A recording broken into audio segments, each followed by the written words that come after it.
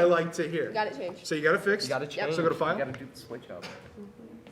Save as.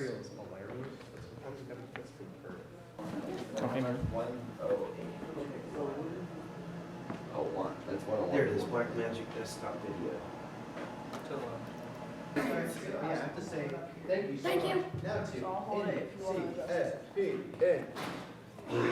Eight. The ocho. Ocho. The ocho. I am a man doing guy things at NCTV.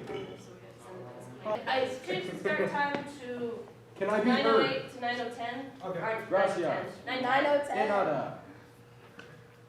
Okay, so more news, Madsy. Ewald not coming. Oh man. He's out for the count today. He's dying. Well, it'd be nice to send him a shout out on the show and just say, hey, we hope you're feeling better and We might have to switch. something that sounds like right to his side. character, you know what I mean? So like, you That want the character left side plays. off and Well, I mean, no. Keep them on. I'm talking about on the blue corner. And the internet's working upstairs. So what if we put Colton in the middle? So we could like. No. Or you could go. No. Or you could go. I'm gonna go get a drink. Yes. Good idea. Other Zach.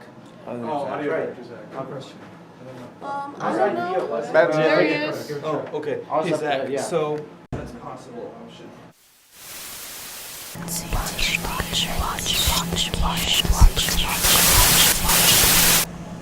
NCTV. Alright. Hello, and welcome to NCTV. Tomorrow is Halloween, so for this week's show, we have brought you some spooky segments to go with the season. We here at NCTV would also like to wish you a happy and safe Halloween, and we hope you enjoy the show. This month has been scary, and not just because of Halloween. After the event of October 18th, I'm sure we're all having a little shaken. That's why we're kicking off this episode with a segment of safety, especially during a scary situation like that one. All across the nation, we've been facing school shooting problems from Columbine to our very own backyard at Cheyenne South High School. We as teachers and students need to understand what to do during a school safety hazard. That's why we talked to Mr. Johnson about the school safety protocols during any situation. I'm Mark Johnson. I'm the administrative manager here at Neshonoka County High School. I'm in charge of basically everything that happens outside the classrooms, student discipline, safety, campus security, various other things. Somebody call raise word now. If there is a threat inside one of our buildings, the old term for that was lockdown. We don't really use that term anymore because lockdown and lockout sound kind of similar. So the term we use right now for an internal threat is called shelter in place. So if there's a threat inside one of our buildings, the key thing is to get behind a locked door somewhere. So if you're in a classroom, that's fine, you'll stay in your classroom. If you're not in a classroom, you need to get in one, whatever the nearest classroom is. And then you follow what is called our ALICE principles. ALICE stands for Alert, Lockdown, which is a term we don't use anymore. Alert, lock, inform, counter, and evacuate. And that's really, depends on what the threat is and where it's located. Sometimes the best thing to do might be to actually evacuate the building, get out, or just stay in your room and wait for law enforcement to arrive. And that will be decisions that each teacher will make for the students that they're responsible for. Well, it depends on what it is that's being reported. You know, we get a lot of tips over Safe to Tell saying, you know, somebody looked at me wrong or somebody said something mean, you know, something rather minor, up to maybe I saw somebody vaping, something like that. So if you use Safe to Tell to give us information that is not true, then you can suffer anything from, you know, school consequences up to legal consequences depending on what it is you're saying. For the tip that was given last week was a rather serious one. It could be considered a terroristic threat. So that involves various city, state, and federal law that could be violated. So if a tip comes in that proves to be false, that is of a very serious nature like that, then law enforcement will get involved and make a determination on the severity of it and take action as appropriate. Do whatever law enforcement tells you to do. When law enforcement have to come into an environment like this because they think there's a threat in the building, their main priority is to eliminate that threat. So they're not worried about students, they're not worried about staff, they're not even worried about each other. What they're worried about is finding that threat and eliminating it. So they want to do that as fast as they can. So they're going to check each room, check the entire building, find what the threat is, and take care of it. So they're going to come into a room. They will always announce when they're coming into a classroom when they know there are students and staff present.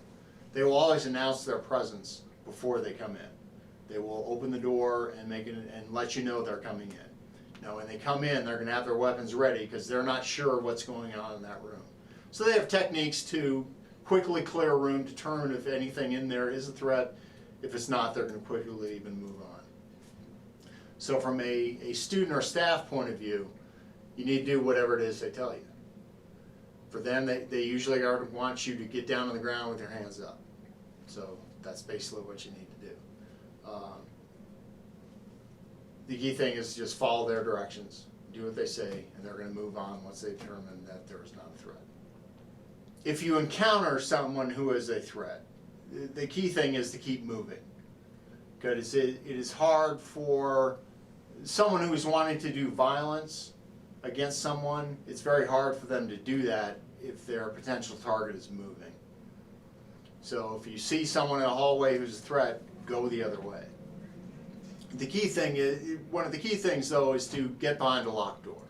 Because in all the history of school violence and school shootings, you can look at each and every one of those instances. There's never been a case of a school shooter who has entered a locked room, a room with a locked door. Because a person in school intent on doing violence knows that time is of the essence. They don't have much time before law enforcement is going to get them. They know that. So they only have a few minutes to do whatever it is they want to do. So they're not going to bother trying to get in a locked room. Once they determine that a door is locked, they move on to another door. So the best thing you can do to ensure your safety if you're remaining inside a building when there's a violent person here is to get behind a locked door. Big thank you to Mr. Johnson to talking to us about what to do during those hazardous situations. I'm Sarah Carrico with NCTV, signing off. All Needs of a person are comfort, food, shelter, and especially physical safety. It is necessary for students to feel safe and keep each other safe. Up next, underwater basket weaving. Is it the next big thing in teen culture? Find out now. Hi, folks. Welcome to Hoax News. My name is AJ Pundit, and today we are tackling this false flag, nothing burger, Ukraine impeachment of our glorious leader. Now, today, we were lucky enough to have Nancy Pelosi willingly come down to our secure location to defend these false allegations. Hi, Nancy. Can you defend these whistleblower complaints? That's what I thought. Now, I know at home you might be asking yourself, but what about these transcripts that clearly show the clear federal security funding so that he can get political dirt on one of his biggest opponents? Well, I think it's fake news, and all the team here at Hoax think it's fake. And we have a completely sane and real, and I can't say this enough, sane explanation of how the Democrats got a hold of this false transcript. Bird drones! That's right. The Democrats have been using bird drones for years, and they used it to get this fake transcript of a call that never happened. Nancy, can you deny that the Democrats have been using bird drones this entire time? As you can see, the police have found our secure location. We're not safe anymore, folks. One of the demon rats must have snuck in and compromised us. This is all your fault!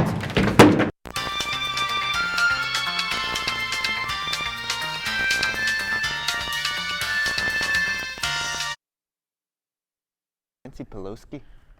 Isn't it Nancy Wachowski? Pelosi. Wachowski? Guys, it's Pelosi. Oh. Wow.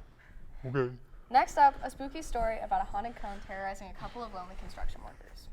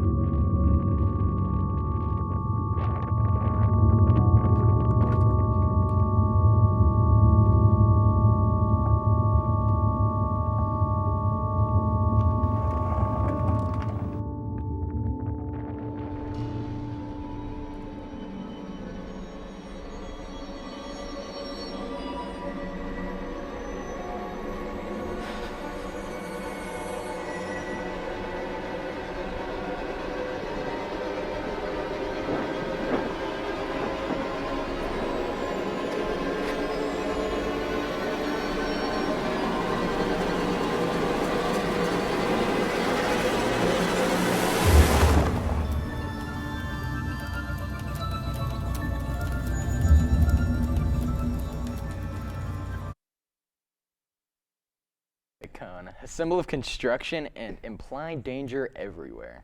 Speaking of danger, what is more dangerous than jogging?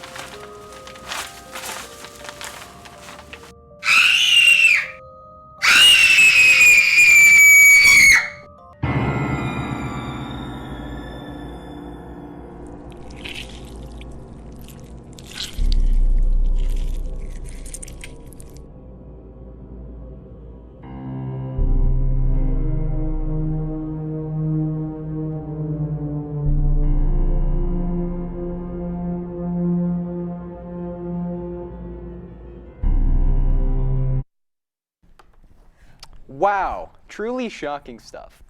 What a truly spooky story.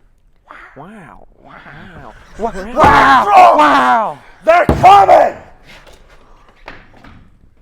Up next, photocopy.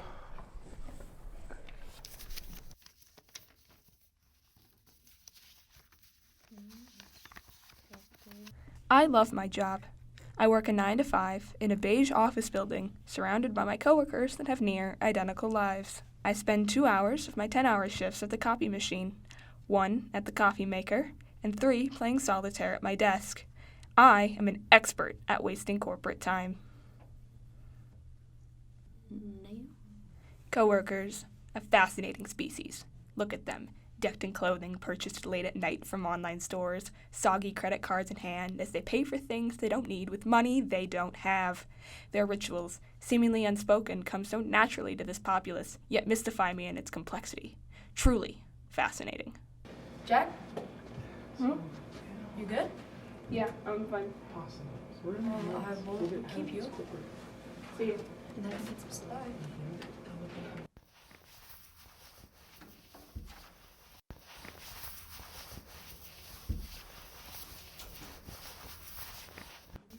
Hey, champ.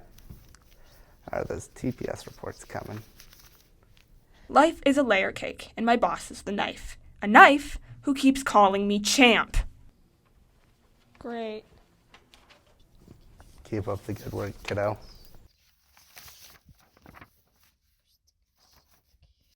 My boss has completely changed the meaning of business casual. From his shoes to his shirt, he is always impeccably dressed. Oh, how I envy his understanding of a suit. I attempt to recreate his looks, but find myself only to be an imposter, a copy of a much better original. Oh, I should remind you. We're having a meeting at 10. Jan's bringing donuts. I'll be there.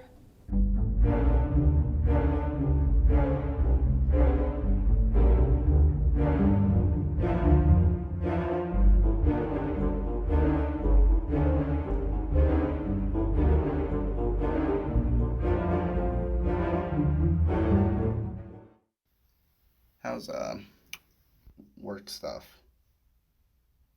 Going good?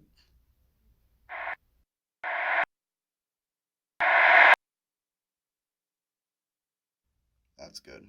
Keep up the good work. Oh, and have a good day.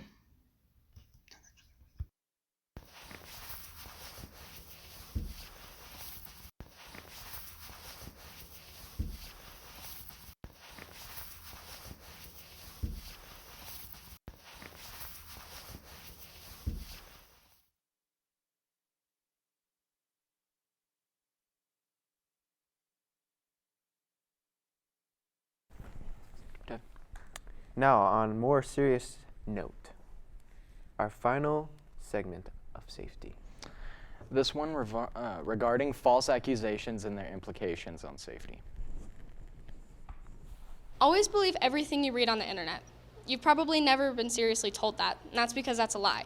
You should never believe something without having done personal research or know something is a fact. We talked with Tanya Sutherland, head of public relations with NCSD, about how to avoid rumors and use social media responsibly during a potentially harmful situation. So if there was a crisis event, the first thing that I would say is just to make sure that you are listening to the directions of the adults in your classroom, especially in regards to social media. So if you are allowed your cell phone in the classroom and you are electing to utilize it, I would just make sure that you are sharing accurate information and what you know. So that's critically important. So utilizing social media in the event of a crisis is critically important to make sure that you are sharing what you know, because in doing so, if you were to share inaccurate information, you could potentially be adding to the situation in terms of just creating additional concern, not only for your parents or guardians or whoever you're texting or snapping or whatever, but also for those responders that are coming into the building. So like I said, the school is yours. You own it as students and staff, so you're responsible for the safety of it,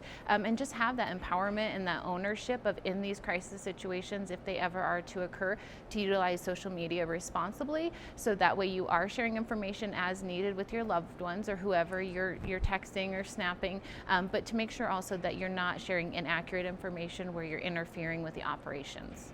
A big thank you to Tanya Sutherland for coming and doing this interview. Remember to always use social media responsibly. I'm Tara McJunkin, signing off. Always believe. All right, before we close off this episode, I would like to wish my best friend and floor director a very happy birthday. Happy birthday, Taylor. Have a good day. Hey guys, what do you get when you drop a pumpkin? What? A squash.